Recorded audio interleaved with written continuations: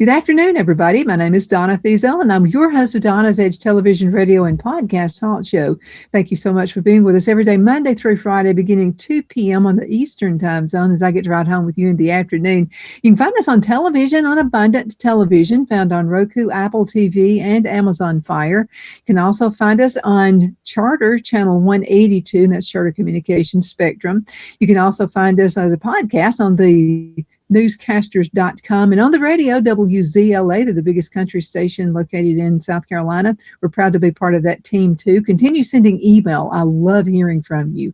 Donna at donnasedge.com, Donna at donnasedge.com. Got a good friend with me right now. His name is Alan Mendenhall. And I was just telling Alan, we are about to celebrate 21 years with Donna's Edge Talk Show. So we're really excited about that. And you've been with us over half that time. Well, yeah, your show's old enough to drink. Yeah, it is. It won't do it. I keep it away from that. So, but anyway, it's been a good show and a good time out there on the road because I have wonderful guests. It has nothing to do with me. And Alan is one of those great guests I love having on the show. But I wanted to talk to you because a lot of folks are sending emails. They're a little upset. They're really nervous about the economy. And, gas prices are like spiraling. Or not spiraling, they're going way up. But it did come down a little bit yesterday. So we were really excited about that 10 cents it came down. So what's happening in your world? Well, the prices are very headline contingent right now, and so are markets. So as you and I sit here and talk today, markets are up a little. But if this show were to air tomorrow, they could be down. Or, in 2 days, they could be back up. So everything's a little bit erratic because it could be as much as just a tweet or whatever you call a Truth Social post. A truth, is that what you call those? I don't even know. But if the president were to issue a truth on Truth Social, then that could make prices drop dramatically. So it's really, really fast moving right now, but it all is related to, of course, the conflict in Iran. Gas prices were at like $2.78 before this conflict. And now, as we sit here today, they're just under $4 and we're around $100 a barrel. And that was a dramatic increase because I think we're like $78 a barrel before the conflict. And of course, it has to do with the Strait of Hormuz. Iran has really exercised its control over the strait, preventing any ships to pass through. And 20% of the world's oil and liquefied natural gas will come through the Strait of Hormuz. So it's no wonder that we're feeling all this economic pain from that. A few sort of interesting points. China, it was the charge. Well, let's see. I'll start with Venezuela because all these things are interconnected. Venezuela has the largest oil reserves in the world, but it produced basically only 1% of the world's oil because of having a socialist government. It was being mismanaged. It was under sanctions, all these things. And it was producing crude oil and unrefined oil. And we are the largest producer of oil. The United States of America, we're the world's largest producer of oil. We're a net energy exporter. We're a net petroleum exporter. We have the capacity to refine that Venezuelan oil. So there's a very new dynamic in the Western Hemisphere. Now, China was the number one buyer of both Venezuelan oil and Iranian oil. So China is feeling the impact of this closure of the Strait of Hormuz, as is everybody. But what Iran has done, because it cannot win a military conflict with the United States of America and Israel, it's had to redefine operational success in terms of the global disruption of energy markets. And so that's why its strikes, even on its Middle Eastern neighbors, are on energy sites because it's trying to cause pain. What it's trying to do is make everybody in the world get mad at the United States and Israel because they have to pay higher gas prices, or they're trying to affect the midterms in the United States or any other elections that may be occurring in other countries that might be supporting the United States and Israel. So that's how Iran is trying to redefine what victory is for it, because it can't win a military conflict. It just cannot. And the what they've done, just bombing their neighbors in the Middle East, and that's just, to me, it's just suicide. It just shows that they hate us more than they love life. This is just what they're doing. And so, yeah, we're going to see some pain at the pump. We're going to see higher prices. Hopefully, we're not going to see too many spillovers into other industries, and we'll wrap this conflict up sooner rather than later. I know we're getting a lot of information from the administration today about how soon this will wrap up, and I'm hoping that is the case, that we'll be able to declare victory and get that Strait of Hormuz open so that we can have the oil and liquefied natural gas flowing through. Mm-hmm. Well, let me ask you a question, Alan. You know how some countries like to poke at the bear? You know, they just like to do that as far as the United States would be. Is this something that was highly calculated through Iran? I mean, is this something they just kind of look down the road and think, I know how we'll get them? It'll be with the oil. I think they knew that they were on some oil reserves and that they were an important player in the global oil markets. I don't think that is a surprise to anyone. Maybe the fact that they have outlasted our, that they've lasted as long as they have is a little bit of a surprise. But I think we should have expected and did expect oil to be weaponized in this way. The Strait has been surprisingly difficult to open, and there were entire days where no vessels got through whatsoever. Mm-hmm. And it's really interesting. Now, for energy producers in the United States, it's actually can be kind of good for them because they're now exporting oil and liquefied natural gas. Turns out we had something called the shale revolution in the United States from about 2008 to 2012. Mm-hmm. And we started fracking all these shale deposits. And fracking is not like a straight down drill. It's a horizontal drill. And we started extracting gas from the ground, cooling it to temperatures where we could liquefy it, and then bottling it and exporting it. And now we are the world's #1 exporter of liquefied natural gas. And this is the type of power that goes to heating your homes in the winter and industrial operations, that kind of thing. It's not like oil goes to putting gas in the car, to putting gas in your boat, or gas in airlines. But the liquefied natural gas is for these other forms of energy. And turns out we're actually really good at both, and we're doing well with both. We were set back a lot on the oil front by all the red tape and regulations that the Biden administration had set in place for allegedly environmental reasons. But now we should be a little bit more free to start producing energy. And I think that's all to the good. If anything, this conflict has showed us how important it is for the United States of America to be energy independent. Oh, absolutely. So you're just bringing another question. I'm getting a lot of questions, and it's all almost the same thing. And it's about why aren't we just tell other countries to go and just use our own reserves we have here? Because I don't know what the true number is. I've heard different numbers, but if we were just to start using everything we have here, how many years would it be before we would actually run out? That'd be an interesting question. I don't know the answer to that question, but it would be a long time. The difference is here, we have private industries. So it's up to the corporations to decide whether they're going to start, opening a new oil rig or doing whatever to produce the oil. And right now, I think they're looking at this conflict saying, well, it's going to be really expensive for me to start up this new operation. And if I start it up and it costs me X millions of dollars to start it up, and then the conflict ends, then I kind of gambled in the wrong way. And so I think they're still taking this wait and see mode. Now, one interesting thing on the liquefied natural gas front is China actually has more extensive shale deposits than we do.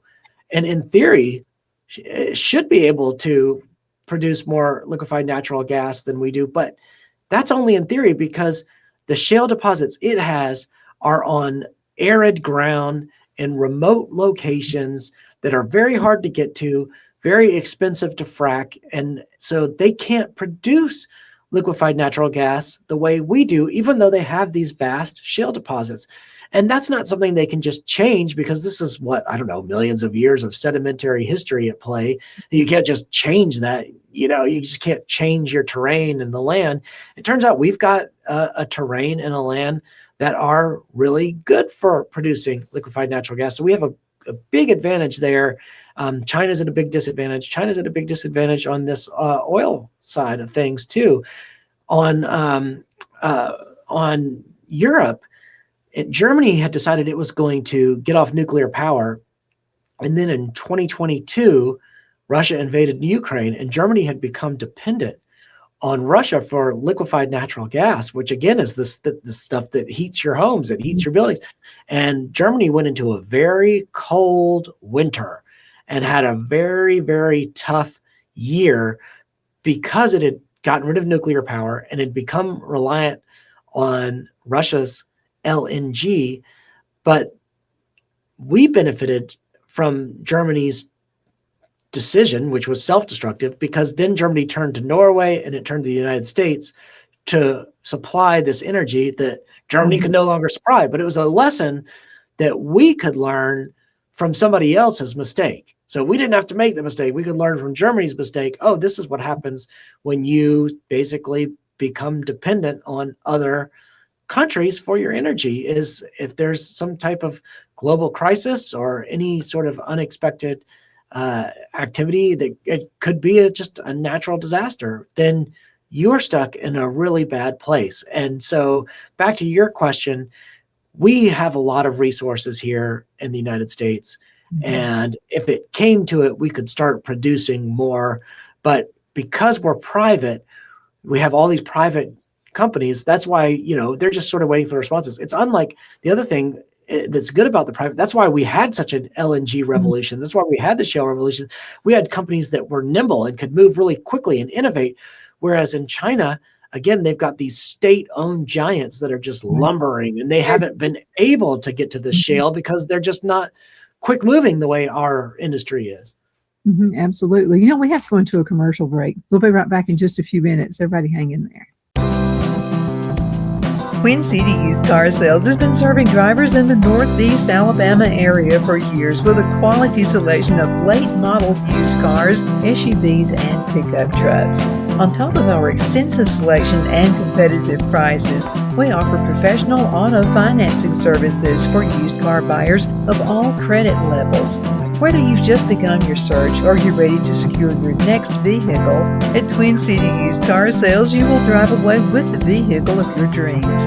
The sales and finance staff at Twin City Used Car Sales looks forward to serving you, and you can apply for financing online before your visit to our used dealership in Gadsden, Alabama. Check us out on the web at twincityusedcars.com or go by our location at 901 First Avenue, Gadsden, Alabama.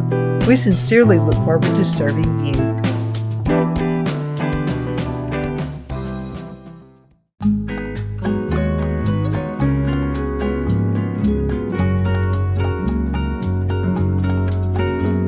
At Lamone's Mexican Restaurant, located in Henniger, Alabama, and voted Best Mexican Restaurant of DeKalb County, Alabama 2020, we're here to serve you with authentic Mexican cuisine.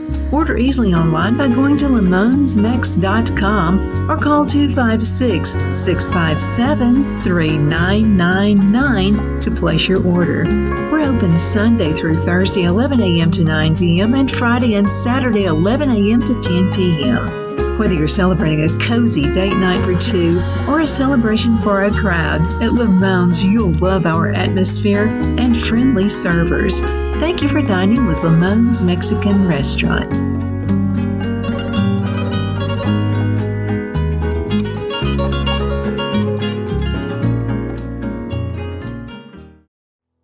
Finding the right home isn't just about bedrooms and square footage. It's about comfort, security, and the feeling you get the moment you walk through the door. That's why so many families across Greenwood and the Lakelands area trust Jenny Ferguson with Keller Williams. And I'll tell you from personal experience, Jenny was my realtor, and she truly cares about her clients. Jenny takes the time to listen, to understand what matters most, and to guide you every step of the way, whether you're buying your first home, upgrading, or ready to sell. Because this isn't just a transaction, it's your life. With local knowledge, personal care, and a commitment to getting it right, Jenny Ferguson makes the process simple and even enjoyable. So if you're thinking about buying or selling, now's the time to make your move. Call Jenny Ferguson with Keller Williams in Greenwood today and take the next step toward a place you'll truly love coming home to. Lowe's knows that the projects you build in spring are the ones you can't wait to share. It's why we make sure you have our best deals with My Lowe's Rewards and that you get help from people who've been there, done that. Try this. This spring, we'll help you build something rewarding. Hey, Stan. What's up? I made you something. Oh, thank you. And I got something for you. You grew these? Of course. Lowe's knows how to help you spring. Good afternoon. We are back. My name is Donna, and I'm your host of Donna's Edge television, radio, and podcast talk show. Thank you so much for watching every day, Monday through Friday. The past 21 years, definitely appreciate that. But it's because we have such awesome guests, and there's one right there. His name is Alan Mendenhall. Alan is also a writer, and he's a speaker. Let's talk a little bit about some of your writings. Oh, sure. Well, I write a weekly column for 1819 News. My column comes out every Monday, although this latest one is coming out in the afternoon rather than the evening. But I do a lot of writing for a lot of different publications. I've written nine books. I guess one of those is an edited volume. Actually, two of those are edited volumes. But I wrote a novel that came out a few years ago called A Glooming Peace This Morning. And all of my writing is available on my website, which is just www.alanmendenhall.com. Let's think a little bit more about finances. And I'll have to tell you, the only thing really that's hurting us right now is, as far as my family dwelling right here in the business, is the cost of gasoline. Basically, that's it. Because, again, we do a lot of things ourselves. We have our own garden, and so that saves a ton of money right there. But for the folks who are not doing that, they really are in a crunch right now. Because, when gas prices go up, everything else goes up as well. You got your trucking. All of those things really fit into what causes us to have issues. Or do you think we're heading on a way to a recession or to a depression, or are we going to get that far? Well, I don't like to make predictions like that because I don't know. I don't know what's going to happen. I mean, this conflict in Iran could wrap up tomorrow, and then everything reverses. And we were on such really strong trajectory at the beginning of 2026 when President Trump delivered his State of the Union address. The economy was extremely strong, and we were seeing records. The S&P 500 hit record. The Dow hit record. Hit the $50,000, not dollar, but the 50,000 point mark, which was unheard of and unprecedented. And so the stock markets were strong. The price of gas was down. The interest rates for mortgages were down. And we were starting to rock and roll. And this Iran conflict has set the economy back a little bit. But if it is a brief conflict, if we are able to wrap it up, I think we will see those prices come back down. And again, you pinpointed it. When it's oil at issue, it is a ripple effect throughout the economy because oil is what, causes ships to run, causes planes to fly, causes trucks to drive, and so every good that has to get from one place to another depends on gas. It's not just like, like go-karts or something, and we're just doing for fun. This is everybody driving to work. It's literally the entire economy. Absolutely. So what about the government shutdown? Is that adding to it as well? This is the longest one in history. And it's funny because I got asked on a radio program as we were coming up to the very first deadline. The guy said, I want you to make a prediction, kind of like what you just said. Predict, what do you think is going to happen in this one? And I said, I don't like to make predictions. They said, well, go ahead. You're going to have to make one. I won't hold you to it. We're not gambling on air here. So, and I said, well, I suspect that they'll carve out the funding for DHS and move it aside, and they'll fund the government in every other area, and then they'll work out a deal with DHS, but it won't be anything as long as what we've seen in recent government shutdowns. Well, I was right about the first part. I was right that they were going to carve out that one area and agree to fund that later, and that they would fund the rest of the government. but I was wrong about how long it would take them to do it because it has been dragging out. And I've just was in the Atlanta airport this morning. It was not as bad as it was on, at least the way it looked on TV last week. I wasn't there last week, but I was there 2 weeks ago, and it was unreal how long the lines were. But Delta has gotten rid of its Sky Priority first class line, which is usually the best line to go in because it's faster than TSA pre-checked, and obviously it's faster than the regular boarding process. It makes for longer lines, and I think people are just really restless in the airport. I mean, it's just not a fun place to be right now.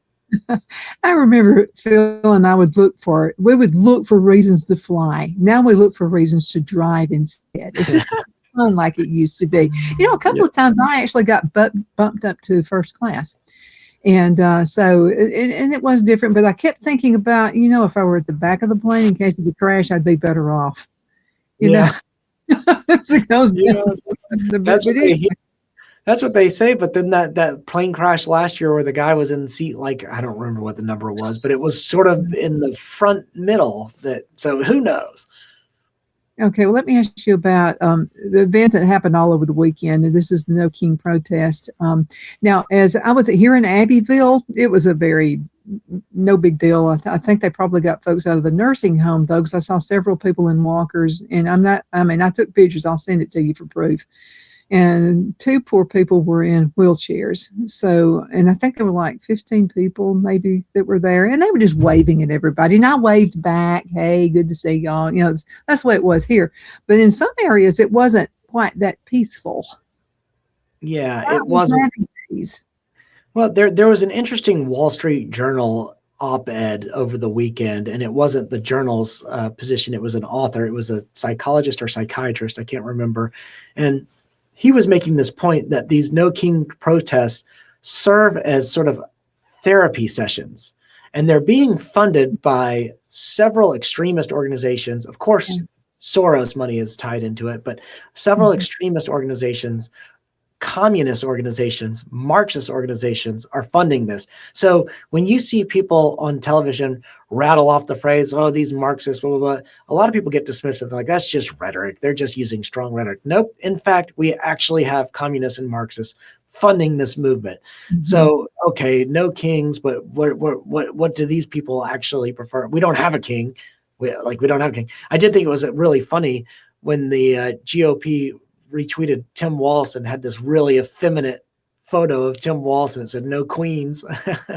I thought that was a funny tweet. But the whole point is this, and you and I have talked about this before. If President Trump were a king, then you wouldn't be able to have an event you like wouldn't this. Be out there doing a protest. Exactly. The protest. Yeah, the very act of the protest undermines its own premise. So it's a self-defeating act. The act of actually carrying it out is self-undermining. So it's a strange thing, and it's a silly thing, and it looks silly. And I don't know that they're putting their best people on display either. It's just not it's going to be counterproductive. Most Americans who look at those things and see it they think they're silly, and it's like the children who never grew up, and they just look silly out there. Well, it's kind of like you even have to wonder, are they even from here? I mean, are they being bussed in? No, we're living in Charlotte, North Carolina. Something came up. This when President Obama was president.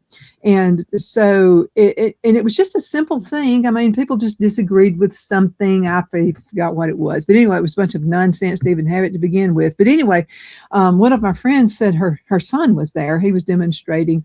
And she said that some buses came in and a bunch of people were getting off the buses that weren't even with them. I mean, they didn't know why they were there, but they started, and you'll hear, I think it was like about 2015 or something like that.